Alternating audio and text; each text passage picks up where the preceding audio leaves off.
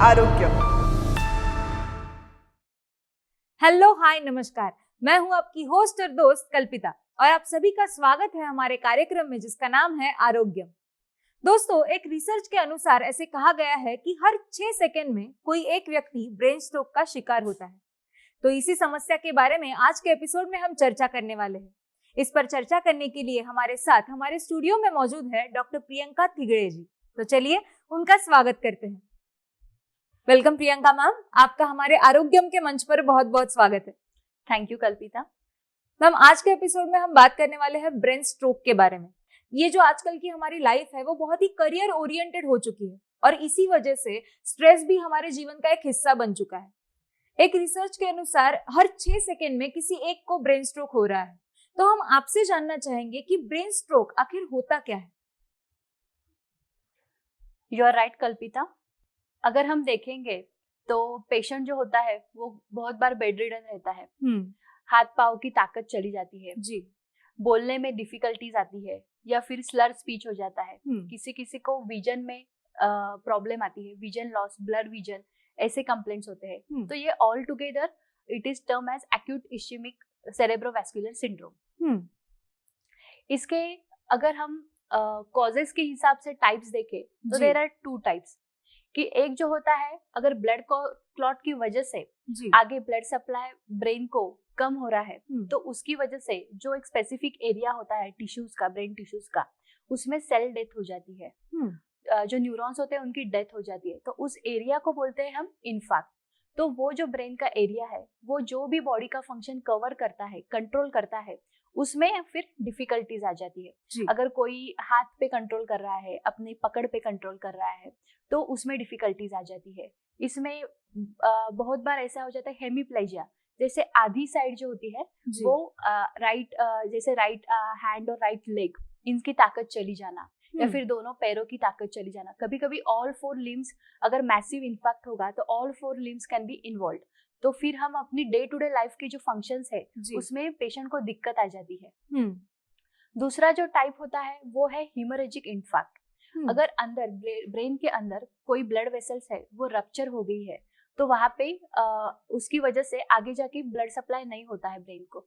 तो each and every cell of the body requires oxygen for its function. So वो आगे नहीं मिलता है, खून नहीं मिलता है, ऑक्सीजन नहीं मिलता है, तो अगेन उसकी वजह से भी सिमिलर सिम्टम्स आते हैं। लेकिन एक स्पेसिफिक सिम्टम जो है, अगर हम जैसे सोचे कि हमारे पेशेंट को किस तरफ का इन्फार्क्ट है स्पेसिफिकली देखते देखते, तो जो हीमोरेजिक इन्फार्क्ट है जिसमें ब्लड वेसल रप्चर होती है उसमें ज्यादा से सीवियर हेडेक, ये एक स्पेसिफिक रीजन सिम्टम्स रहता है। Severe headache is a specific symptom for haemorrhagic infarct.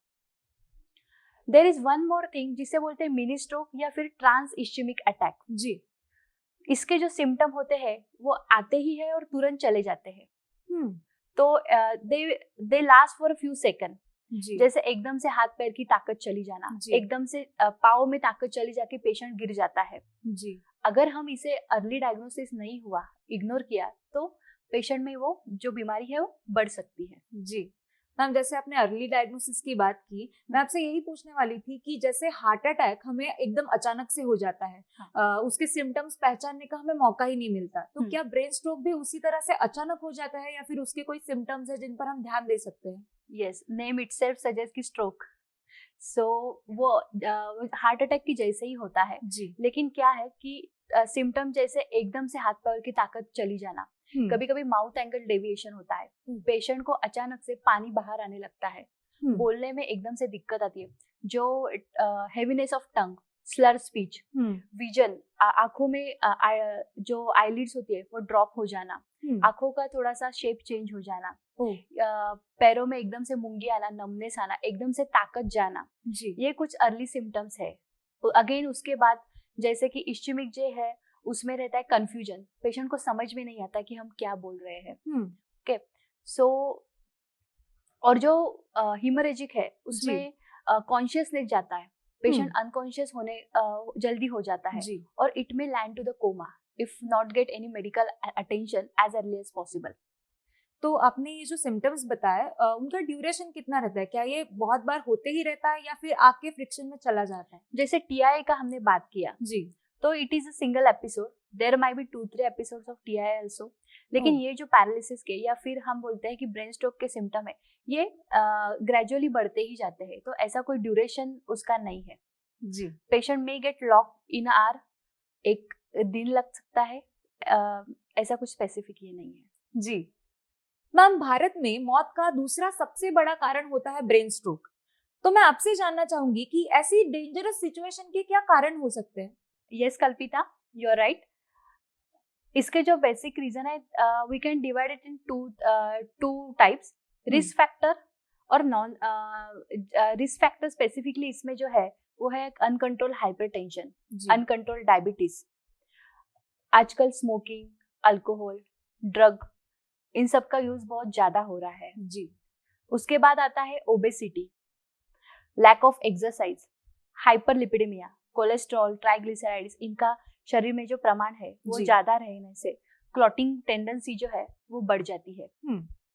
और कुछ ऐसा है कि जो हम बोल सकते हैं कि जिनको ये सब चीजें नहीं है, लेकिन उनमें भी हो सकने की चांसेस ऐसे है कि अगर अनुवंशिकता जो बोलते हैं, हेरिडिटी, क्लॉटिंग टेंडेंसी अगर किसी के फैमिली में हो, एज 50 के ऊपर आजकल पैरालिसिस के चांसेस, ब्रेन स्ट्रोक के चांसेस ज्यादा है। And the data, research data says कि it is more in men than in female. Oh, तो मैम ब्रेन स्ट्रोक के लिए कौन से टेस्ट किए जाते हैं? जब ये सिम्टम्स दिखने लगते हैं, जैसे फॉर एग्जांपल सीवियर हेडेक है, वो कम नहीं हो रहा है, तो one should go for the radiological test, MRI है, CT स्कैन है।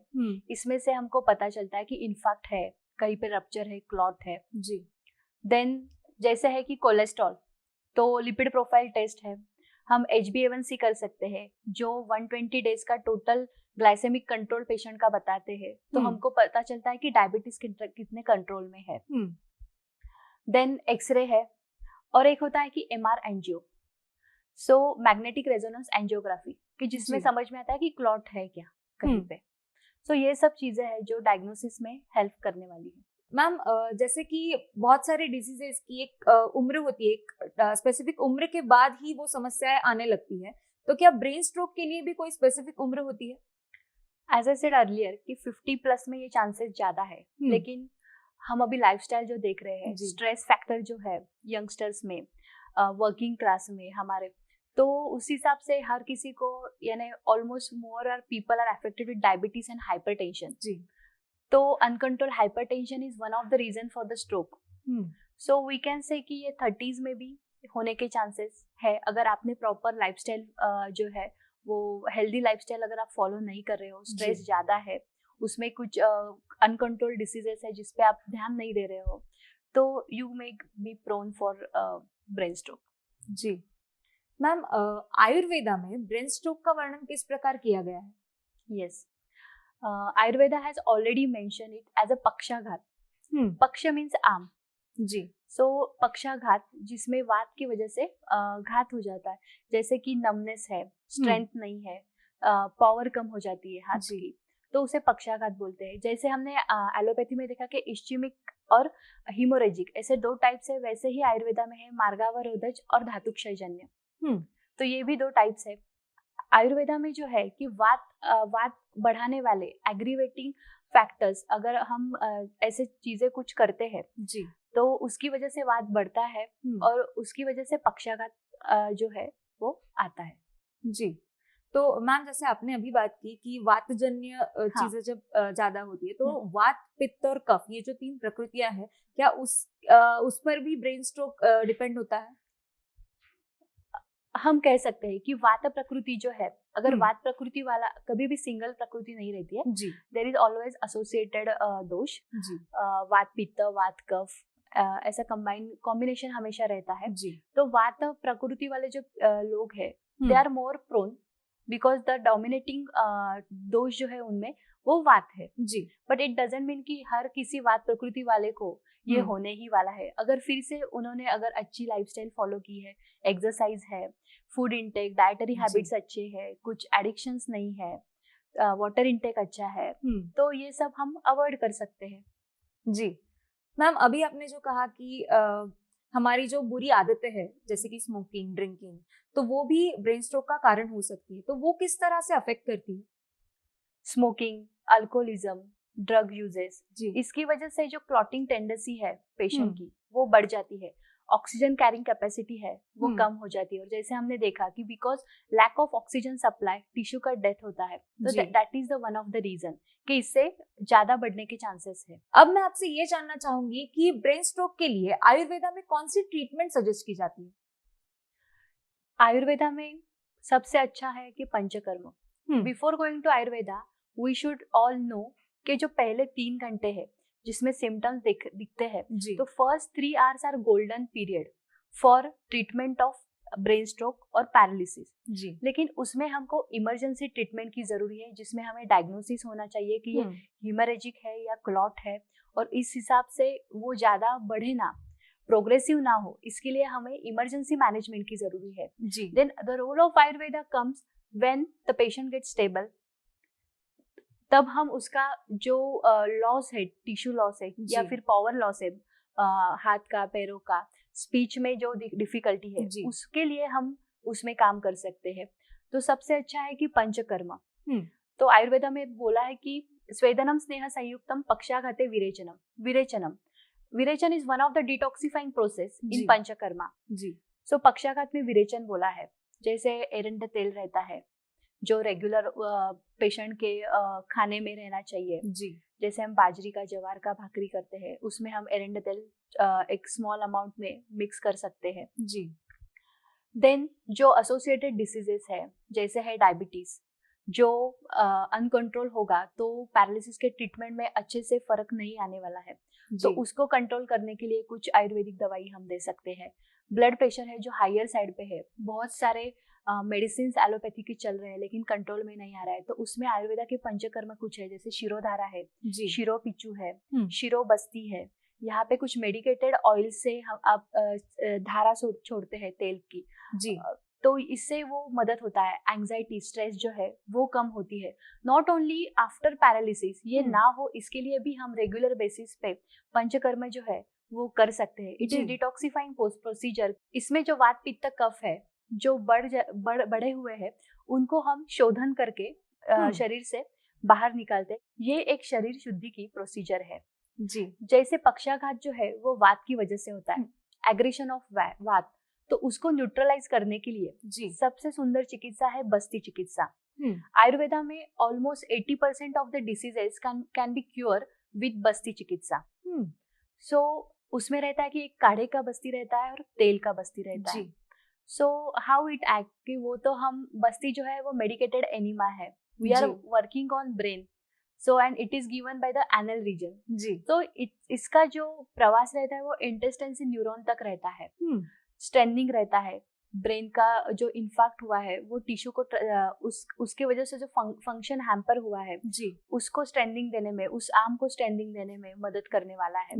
नस्य जैसे कुछ पंचकर्म है कि नेजल ड्रॉप्स, नासा ही शिरसोद्वारम, नोज जो है वो ब्रेन का ओपनिंग बोला है। बिल्कुल। तो जो ऐसे जो है उसमें अपने जो पंचेंद्रिय से जो हानि हुई है, पंचेंद्रियात्मक हानि, जैसे पक्षाघात में 2 होता है, कर्मेंद्रिय जैसे हाथ पांव हम जो काम कर रहे हैं उसमें हानि हो गई है, पंच ज्ञानेंद्रिय जो है आंखों का है, स्पीच है, तो इसमें जो हानि हुई वो कवर करने के लिए नस्य अच्छा काम करने वाला है। लेकिन ये सब जो है वो प्रॉपर मेडिकल एडवाइस से आपको लेना है, आपको अच्छे से आयुर्वेदिक वैद्य को अपनी नाड़ी दिखा के परीक्षण करके, ये सब कस्टमाइज ट्रीटमेंट है, everything is not for everyone, so don't follow anything blindly. जी बिल्कुल सही बात कही है आपने। मैम आपने जो कहा कि हमारे जो पहले 3 घंटे होते हैं ब्रेन स्ट्रोक के पहले, वो इमरजेंसी गोल्डन पीरियड होता है, तो उस पीरियड में इंसान को कौन सी चीजों का ध्यान रखना जरूरी है और वो क्या कर सकता है? फॉर एग्जाम्पल सीवियर हेडेक है, पेशेंट घर पे कुछ मेडिसिन लेते हैं, कुछ बाम वगैरह लगा के देखते हैं, पेन कम नहीं हो रहा है, फिर अचानक से आंखों के सामने अंधेरा छा जाता है, फिर स्पीच जो है वो उसमें कुछ हो जाता है, जैसे बोलने में एकदम से दिक्कत आती है। It happens in elderly patient, जो सीनियर सिटीजन है, कभी कभी बाथरूम में गिर जाते हैं अचानक से, एकदम से उनको आवाज देने में, उठने में तकलीफ हो जाती है। So this is the symptom कि तब हमको उनको इमरजेंसी एक मेडिकल अटेंडेंस चाहिए, उनको जी। डॉक्टर के पास हमको लेना है, because each and every minute is important. हम जितना देर करेंगे एक एक मिनट उतना उतना न्यूरॉन जो है, ब्रेन की जो ब्रेन की जो पेशी है वो उसकी डेथ होने वाली है। जी तो each and every minute is important in this case. जी बिल्कुल मैम, जैसे कि आपने कहा कि ब्रेन स्ट्रोक को प्रिवेंट करने के लिए या फिर उससे बचने के लिए हमारी दिनचर्या सही होना बहुत जरूरी होता है। पर आजकल की जो हमारी लाइफ है वो बहुत ही बिजी हो चुकी है। तो पहले की लाइफ थी जहां पर हम ब्रेन स्ट्रोक या फिर ऐसी समस्याओं का सामना नहीं करना पड़ता था। पर आजकल की लाइफ को बैलेंस करते हुए हम आज हमारी दिनचर्या किस प्रकार रख सकते हैं? सबसे पहले है तो कि ब्राह्म्य मुहूर्त उत्तिष्ठम, कि सुबह में उठना ब्राह्म्य मुहूर्त में, तो इट इज हार्डली पॉसिबल। जी आजकल के लोग देर से घर आते हैं काम करके, लेकिन फिर भी मैक्सिमम जल्दी से जल्दी उठ के अर्ली सनराइज में अब जाएंगे। थोड़ा सा प्राणायाम है, सूर्य नमस्कार है, वॉक है, इससे जो ब्लड कॉन्स्टिट्यूएंट्स है वो अच्छे रहने में मदद होगी। विटामिन डी मिलने वाला है आपको, वो भी हार्ट के लिए ब्रेन के लिए जरूरी है जी। So that we don't need any artificial supplement.